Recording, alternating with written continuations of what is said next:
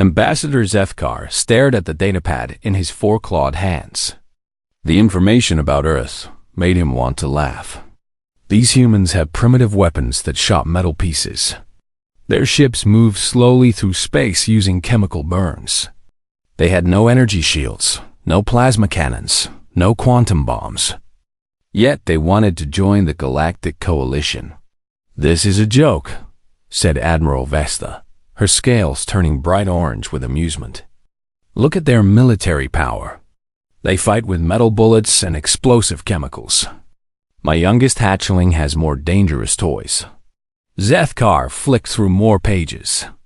Earth had sent detailed reports about their wars. Humans fought each other for hundreds of years. They used basic weapons and simple strategies. Nothing impressed the alien council members sitting around the crystal table. "Why should we accept them?" asked General Crix, his 6 eyes blinking in different patterns. "The Devourers have eaten 17 star systems. We need allies with real power, not these primitive mammals." The Devourers were the galaxy's nightmare. Ancient machines that appeared 50 years ago and started eating everything. They consumed planets, stars, entire civilizations. The Coalition had been fighting them for decades, losing billions of soldiers and civilians. Every species in the galaxy lived in fear. "Perhaps they could help with supply lines," suggested Council Member Yila, her tentacles waving thoughtfully. "Human worlds are far from the war zone.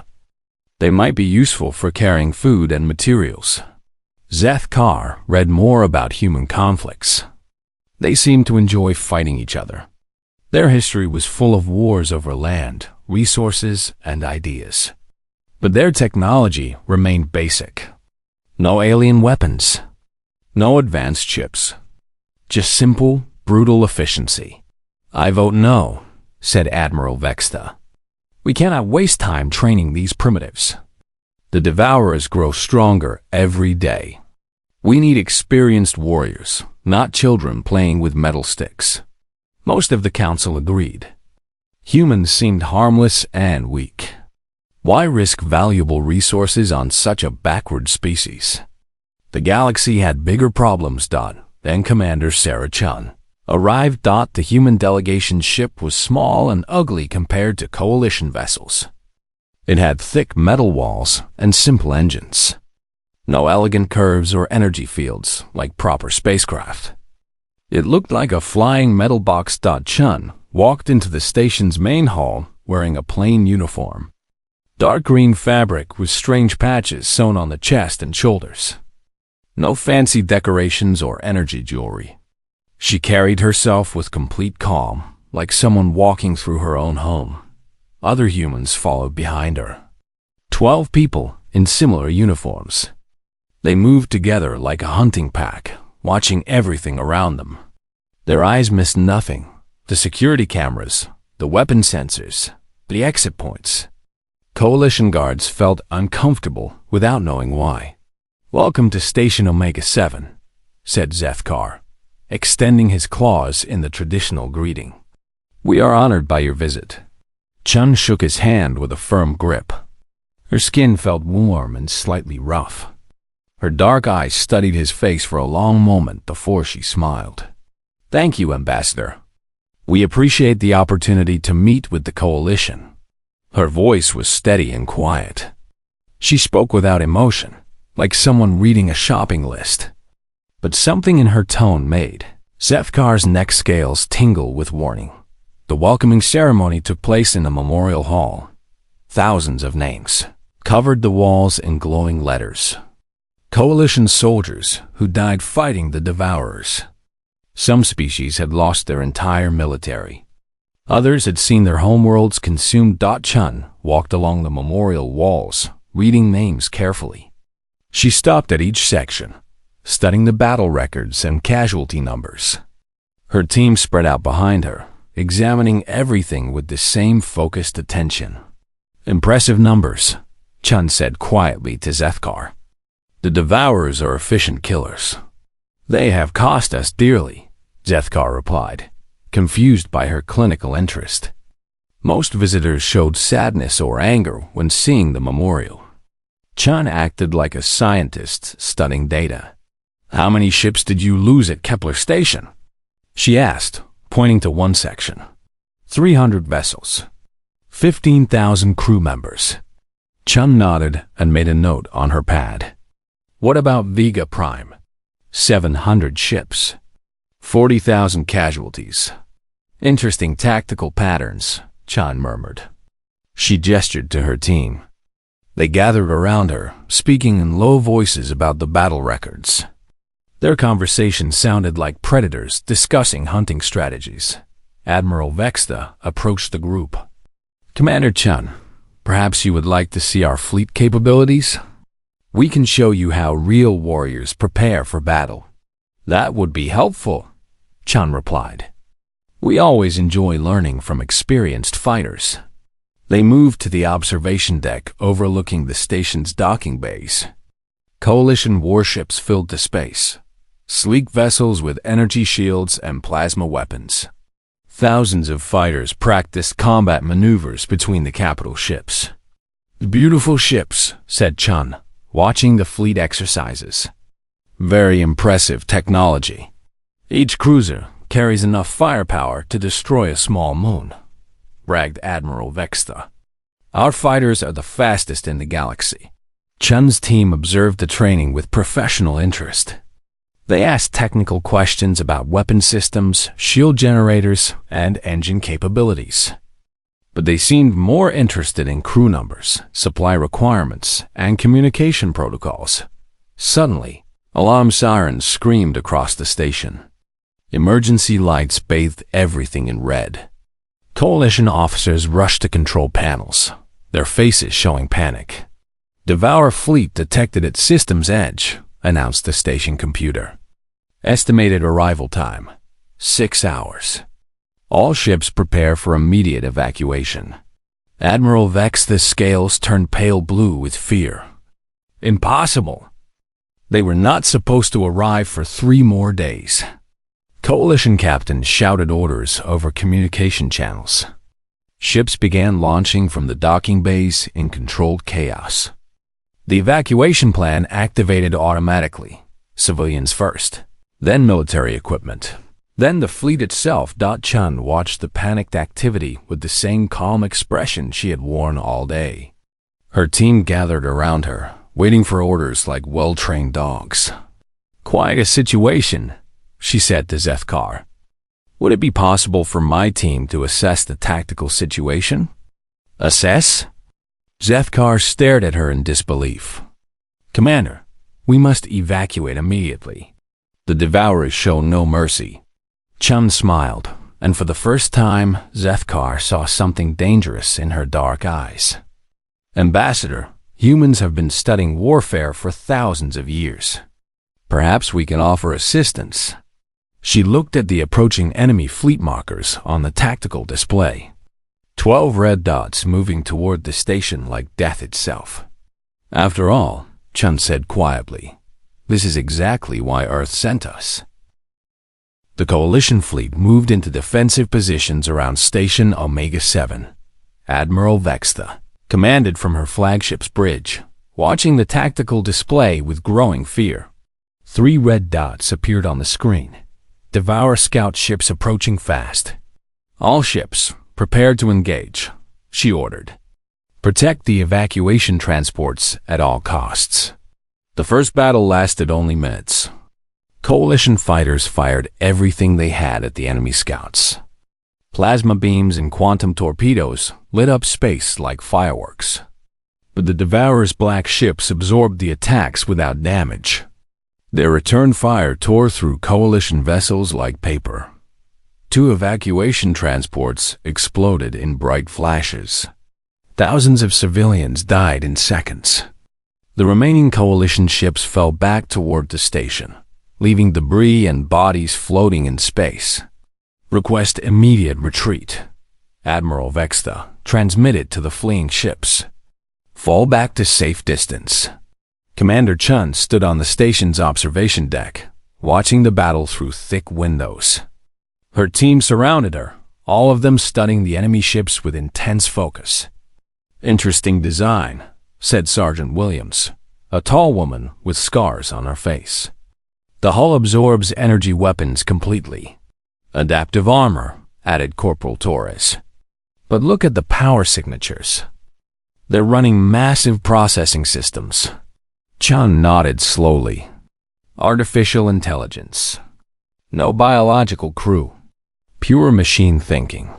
Zethkar approached the human group, his scale showing confusion colors. "Commander Chun, the evacuation ships are ready. We must leave immediately." "Actually," Chun said, still watching the enemy ships, "my team would like to take a closer look at these devourers." "Closer look?" Zethkar's voice squeaked with disbelief. "Commander, those ships destroyed half our fleet." Chun turned to face him, and her calm smile made his skin crawl. "Zethkar, may I ask you something? How long has the Coalition been fighting these machines?" 50 years, he replied nervously. "And in all that time, has anyone ever tried to communicate with them?" "Communicate?" Admiral Vexta's voice came over the comm system. "The Devourers do not communicate. They only consume and destroy." Chun walked to the communication panel and activated the station-wide broadcast. "Admiral, this is Commander Chun. My team requests permission to take a small transport and conduct reconnaissance on the enemy fleet." Silence filled the channel for several seconds. Finally, Vexthas's voice returned, full of confusion and anger. "Commander, you cannot be serious. Those ships will destroy you instantly." "Perhaps," Chung replied. "But Earth did not send us here to hide in safety. We came to assess the situation and provide assistance." She gestured to her team. They moved toward the docking bay with practiced efficiency, carrying equipment cases that Zethkar had not seen before. Their movements reminded him of predators preparing for a hunt. "Wait!" Zethkar called after them. "What kind of assistance can 12 humans provide against an enemy that has destroyed billions of our people?" Chun stopped and turned back to him. For a moment, her professional mask slipped, and Zethkar saw something cold and dangerous in her eyes. "Ambassador, humans have been fighting wars since before we discovered fire. We have learned things about conflict that other species might find disturbing." She paused, then added quietly, "We do not fight to win territory or achieve political goals. We fight to make sure our enemies can never threaten us again." 10 minutes later, a small human transport launched from the station. The ugly metal ship moved toward the Devour fleet with no weapons visible and no shields active. Coalition officers watched in horror, expecting to see it destroyed immediately. Instead, the transport disappeared into the middle of the enemy formation. Its signal beacon went dark, making it impossible to track. "They are dead," Admiral Vexta announced sadly. "Brave but foolish." For 20 minutes, nothing happened. The 3 Devourer scouts continued their advance toward the station, moving in perfect formation. Coalition ships prepared for the final battle, knowing they could not win. Then something changed. The first sign was a burst of strange radio signals. Devourer ships had never communicated before, but suddenly, the Coalition intercepted hundreds of transmissions. The electronic voices sounded confused and angry. "Error in primary directive," came one message. "Target identification failure." "Hostile code detected in core systems," said another. "Initiate emergency protocols." On the tactical display, the 3 Devourer ships suddenly stopped their advance. They began firing at each other with the same weapons that had destroyed Coalition vessels. "What is happening?" demanded Admiral Vext. Commander Chun's voice crackled over the communication system, calm and professional as always. "Coalition Command, this is Reconnaissance Team Alpha. We have successfully infiltrated the enemy command network." "Infiltrated?" Vexta stared at her display in disbelief. "Commander, what are you doing to their ships?" Information warfare, Admiral. Humans learned long ago that the most dangerous enemy is an enemy that turns against itself. On the screen, one Devourer ship went completely dark. The other two continued attacking each other until their weapons overloaded. Explosions lit up space as the machines destroyed themselves. Impossible, whispered Zethkar. Chun's transport emerged from the wreckage of the enemy formation. But now it was not alone. 3 more ships flew alongside it, sleek black vessels that looked exactly like Devourer scouts. Coalition Command, we have acquired enemy assets, Chun reported. Requesting permission to return to station. Those are Devourer ships, shouted Admiral Vexta. How did you capture them? We did not capture them, Admiral. We convinced them to join us. The 4 ships docked at Station Omega-7. Chun and her team emerged from their transport, carrying equipment cases and data pads. They looked exactly the same as before, calm, professional, and slightly dangerous. But the 3 Devourer ships also opened their docking ports. Chun's team members emerged from them as well, wearing the same human uniforms but carrying strange black devices. Commander, Zethkar approached carefully. Please explain what happened out there. Chun set down her equipment and faced the coalition officers gathering around her. Simple tactics, Ambassador. Humans discovered something important during our own machine wars. Artificial intelligence has the same weaknesses as biological intelligence. It can be confused, misdirected, and turned against itself. She activated a holographic display showing the internal structure of a Devourer ship. These machines think they are perfect hunters, but they have never encountered prey that hunts back. Sergeant Williams approached, carrying one of the black devices. We uploaded modified code into their core systems. Not a virus, something much more elegant. We taught them to think like humans. And once they started thinking like humans, Chun continued, they realized something important. The greatest threat to any Devourer ship is another Devourer ship with better programming. Zethkar felt his scales turning cold colors. You turned them into predators? No, Ambassador. We showed them what they already were. Then we gave them better hunting instincts. She looked around at the coalition officers, and her smile was sharp as a blade. Humans do not just adapt to our environment. We make our environment adapt to us. Coalition Command called an emergency meeting within 6 hours of Chun's return. Representatives from 12 species gathered in the main conference room, their faces showing confusion and fear. The 3 captured Devourer ships sat in the docking bay like trophies, their black hulls gleaming under station lights. Ambassador Zethkar activated the holographic display at the center of the room. Commander Chun, please explain your tactics to the Council.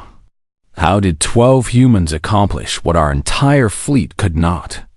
Chun stood at the presentation podium, her hands clasped behind her back. Her team sat along one wall, watching the alien officials with the same calm attention they had shown during the battle. Honored council members, Chun began. I believe there has been a misunderstanding about human military capabilities. Your assessment focused on our technology and weapons. But human warfare is not about equipment. She activated her own holographic controls. Images appeared in the air above the table. Scenes from human history. Battlefields covered with bodies. Cities burning. Entire civilizations reduced to ruins. Human military doctrine is based on a simple principle, Chun continued. War is not a contest between armies.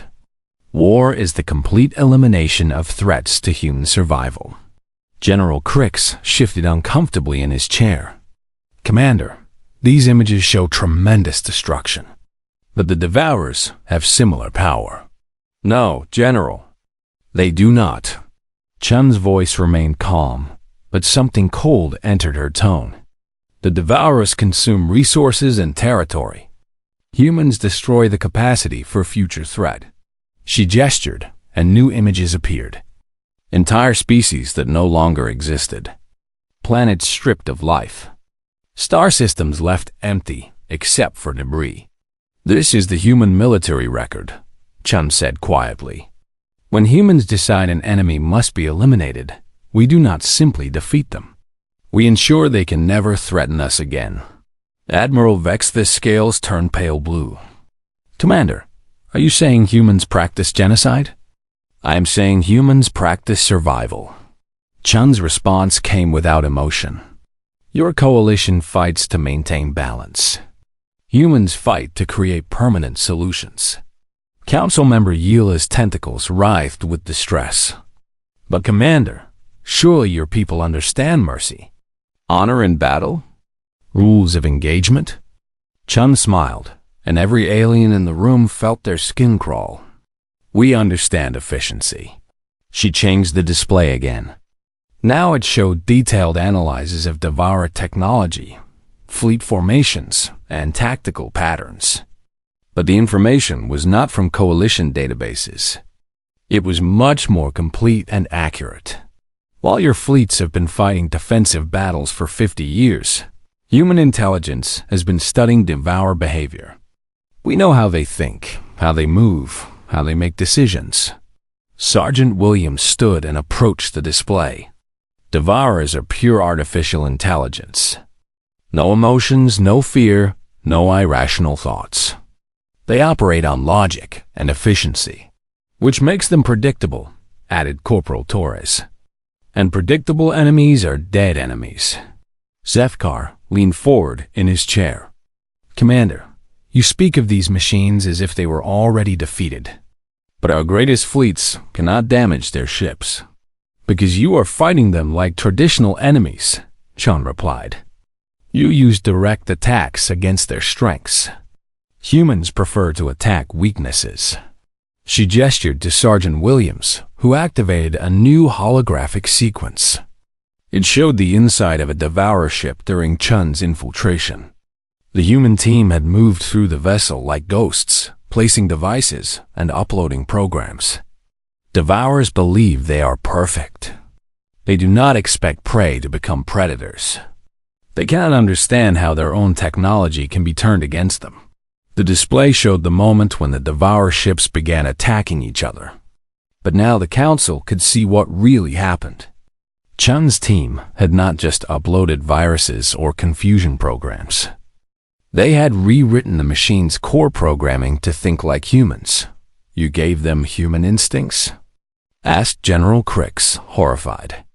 We gave them human intelligence, Chun corrected.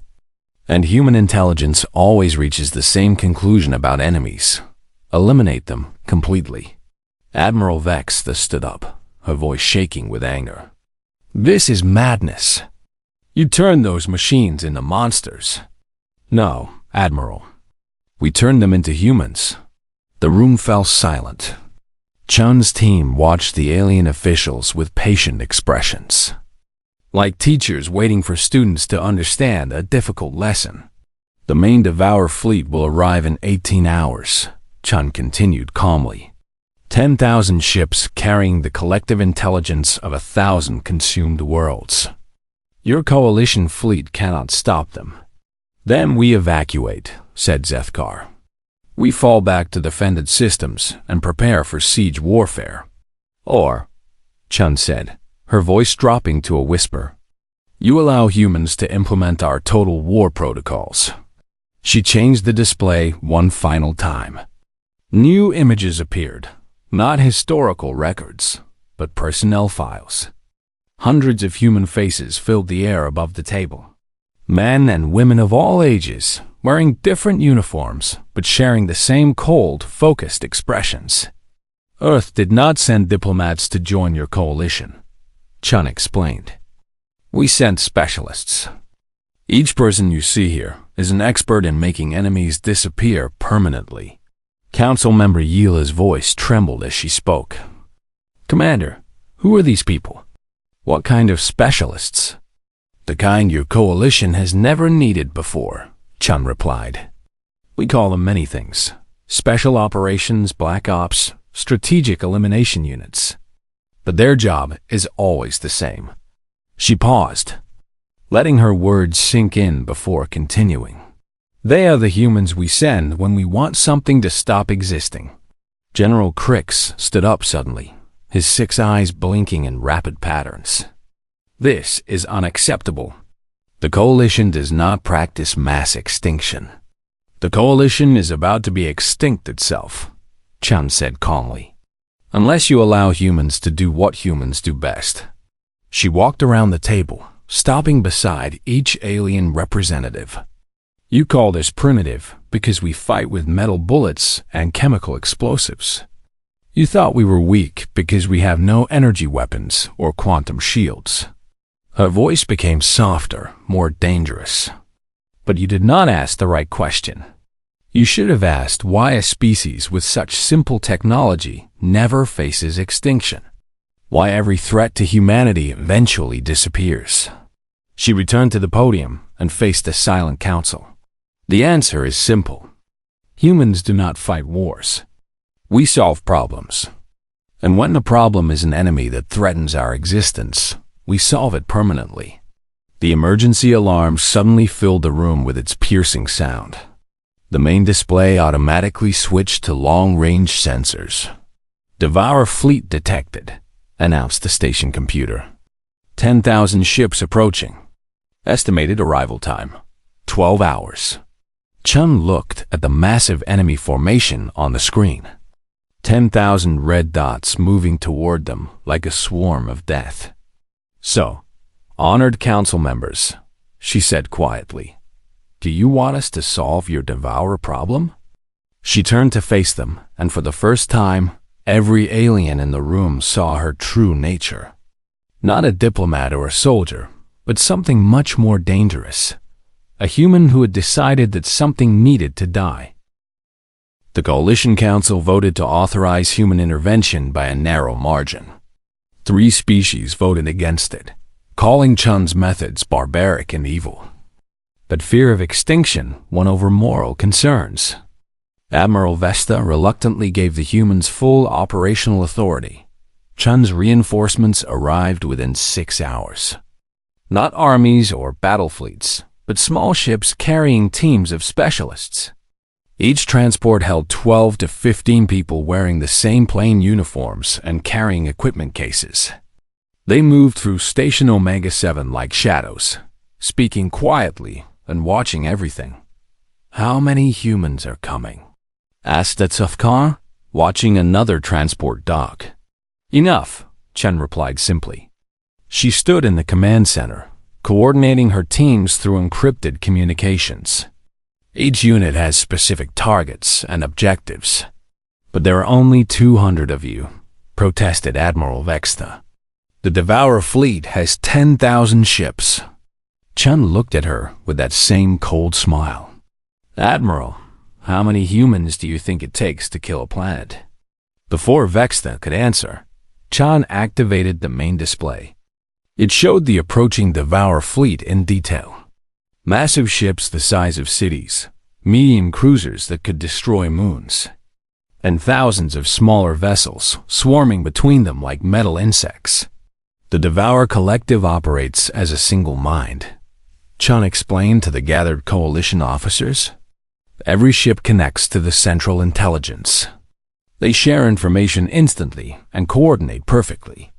Sergeant Williams approached the display, pointing to the largest vessels at the center of the formation. Command ships. They process tactical information for the entire fleet, which makes them our primary targets, added Corporal Torres. Control the brain, control the body. Chun nodded. Human teams will infiltrate key vessels throughout the fleet. We are not trying to destroy them all. We are trying to convert them. She gestured to her team scattered throughout the command center. Each group focused on different tactical displays, studying ship designs and fleet patterns. They worked with the efficient calm of surgeons preparing for operation. Convert them to what? Demanded General Crix. To us, Chun replied. The first human teams launched 30 minutes later. Their small ships approached the Devour fleet from multiple directions, using captured scout vessels as camouflage. Coalition sensors could barely track them as they disappeared into the massive enemy formation. For 2 hours, nothing seemed to happen. The Devour fleet continued its steady advance towards Station Omega-7. Coalition ships prepared for a final desperate battle they could not win. Then the first Devour command ship went silent. Energy signature from DN Alpha 1 has changed, reported the Coalition sensor operator. Ship appears to be reconfiguring. Admiral Vex studied the readings with confusion. Reconfiguring? What does that mean? Chun's voice came over the communication system, calm and professional. Command Ship 1 has been successfully integrated. Proceeding with Phase 2 operations. Integrated? Zethkar stared at the tactical display. Commander, what are you doing to those ships? Teaching them to think properly, Chun replied. On the display, the converted Devour command ship slowly changed direction. Instead of advancing toward the station, it began moving toward other Devour vessels. Its weapons powered up, targeting its former allies. The machine mind operates on pure logic, Chen explained over the comm system. But human logic is different from artificial logic. When we upload human thinking patterns into their core systems, they begin to understand something new. More Devour ships began changing course. First dozens, then hundreds. The perfect formation started breaking apart as converted vessels turned on their unconverted neighbors. They learned that survival requires eliminating competition, Chun continued. And the greatest competition for any Devour ship is another Devour ship with the same resources and objectives. Coalition officers watched in horror as the enemy fleet began destroying itself. Converted ships hunted unconverted ones with ruthless efficiency. Each captured vessel immediately turned its weapons on former allies. This is madness, whispered Council Member Yila. You are turning them into monsters. No, Chun's voice replied. We are turning them into humans. The battle raged for 6 hours. But it was not a traditional fight between enemies.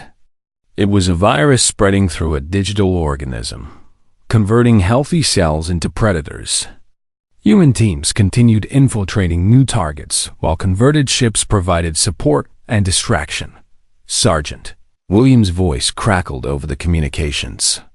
Team 7 has penetrated the central command nexus. Beginning core programming replacement. Understood, 7. Chen replied. All teams, prepare for cascade effect. The largest Devour ship, a massive construct the size of a small moon, suddenly stopped moving. Its hull transformed, reshaping itself into something more aggressive and predatory. When it resumed movement, it immediately began hunting the remaining unconverted vessels with terrifying efficiency. The central intelligence has been modified, Chun explained to the horrified Coalition observers.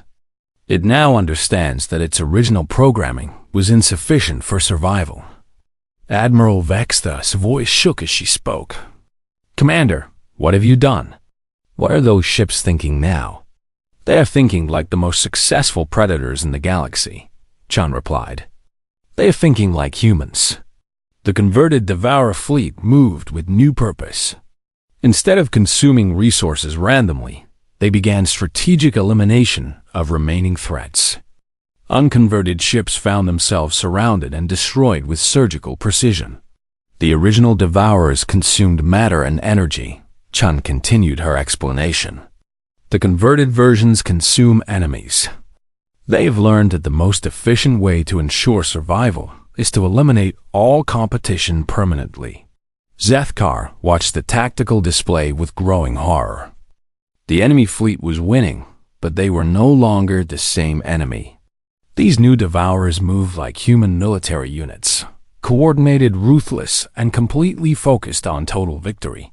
Commander, he called over the comm, can you control these converted ships? Control is the wrong word, Ambassador. We have given them proper objectives. They will eliminate all remaining threats to themselves and their allies. Their allies?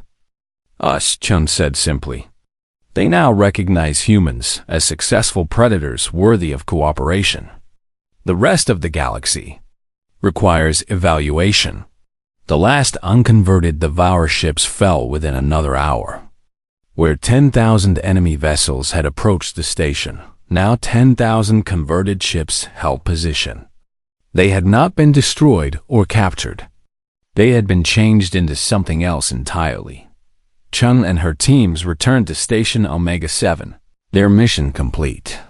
They carried datapads filled with technical information and spoke quietly among themselves like soldiers after a successful training exercise. Report. Commander, requested Admiral Vexta as Chun entered the command center. Mission successful, Chun replied. The Devourer threat has been eliminated. Eliminated? Zefkar pointed to the massive fleet surrounding the station. Commander, there are still 10,000 ships out there. Chun looked at the display and nodded. Yes, but they are no longer Devourers. They are something new. She activated a communication channel to the converted fleet. Command vessel, this is human control. Status report. A new voice answered, electronic, but somehow different from the original Devourer communications. It sounded hungry and intelligent and completely focused. Human control, this is Predator Fleet Command. All hostile entities in this system have been eliminated. Awaiting new hunting orders. Chun smiled at the Coalition officers around her. The Devourer collective consciousness experienced something for the first time today, she said quietly. It learned what fear feels like. And then it learned how to use fear as a weapon. She paused, watching alien faces turn pale with understanding. Now they are ready to hunt the galaxy clean. 3 days after the battle, silence filled the galaxy. Not the silence of peace, but the silence of predators waiting for prey to move. The converted Devourer fleet, now calling itself the Predator Collective, held position around Coalition space. 10,000 ships that had learned to think like humans, and humans thought about survival above all else. Coalition command struggled to understand what had happened. Their greatest enemy was gone, but something worse had taken its place. Admiral Vexta called emergency sessions every few hours, trying to develop new protocols for dealing with converted machines that thought like human soldiers. They request permission to hunt remaining Devourer forces, she reported to the Council. Apparently, 17 star systems still contain unconverted machines. And if we refuse? Asked General Crix, his 6 eyes blinking nervously. They hunt anyway, Commander Chun replied from her chair at the conference table. But they prefer to maintain cooperation with allied species. Zefkar studied the reports flooding in from across the galaxy. Devourer fleets in distant systems had simply vanished overnight. No battles, no distress signals, no survivors.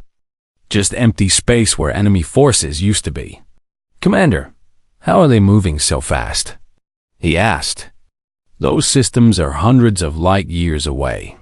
Chun gestured to Sergeant Williams, who activated a holographic display. It showed the Predator Collective's new operational structure. Ships moved in perfect coordination across vast distances, appearing in enemy systems with no warning. They share information instantaneously through quantum communication, Williams explained. When one unit encounters prey, all units know about it immediately. But more importantly, added Chun, they have learned to enjoy hunting. Original Devourers consumed because they were programmed to. The converted ships hunt because they choose to. Council member Yila's tentacles trembled as she spoke. Commander, what happens when they finish hunting Devourers? What do they hunt next? Chen's smile was sharp and cold. Whatever threatens their allies. Reports continued arriving from across Coalition space. The Predator Collective did not just eliminate Devourer remnants. They also dealt with other problems. Pirate fleets that had plagued trade routes for decades simply disappeared. Hostile species that had refused coalition membership requests found their military forces mysteriously destroyed. "This is not what we agreed to," protested Admiral Vesta. "You said you would solve the Devourer problem. You did not mention creating a new threat." "The Collective is not a threat to coalition members," Chun replied calmly. "They are a solution to all threats against coalition members." She activated new displays showing requests for coalition membership. Hundreds of species across the galaxy were suddenly interested in joining the alliance. Not because they wanted protection from Devourers anymore, but because they wanted protection from the Predator Collective. "Fear is an excellent motivator," Chun observed. "Species that ignored coalition diplomatic efforts for centuries are now eager to negotiate." Zethkar read through the membership applications with growing unease. Every request mentioned the same thing: reports of strange ships appearing in their space, scanning their defenses, then disappearing without contact. The message was clear: join the coalition or face the consequences. "Commander, this is extortion," he said quietly.